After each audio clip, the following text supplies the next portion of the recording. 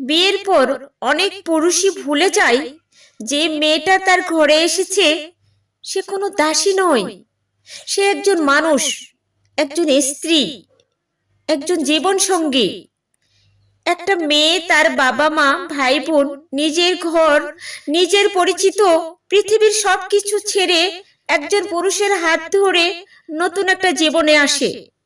সে আসে একটা বিশ্বাস নিয়ে, এই মানুষটা আমাকে ভালোবাসবে, আমার কষ্ট বুঝবে, আমার পাশে থাকবে।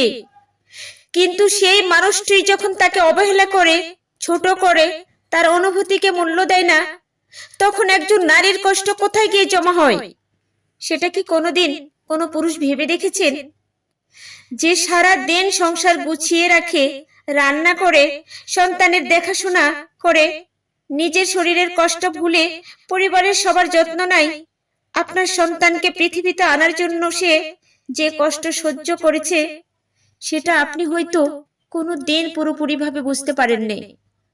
তারপরও যদি আপনি তাকে বলেন তুমি তো কিছুই করো না, তাহলে বিশ্বাস করুন এই কথাটা তার হৃদয়ে অনেক গভীরভাবে আঘাত করে।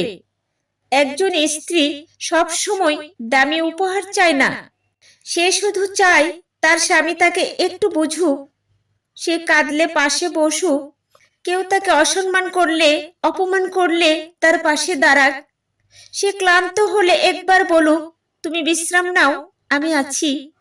এই ছোট্ট কথাগুলোই একজন নারীর কাছে অনেক বড় ভালোবাসা। আর যখন প্রতিদিন অবহেলা পায়, তখন একদিন সে আর অভিযোগও করে না, কান্নাও করে না, শুধু নীরব হয়ে যায়। তাই স্ত্রীকে দাসী নয়, সঙ্গী হিসেবে দেখুন। তার ত্যাগকে অবহেলা নয়, সম্মান করুন।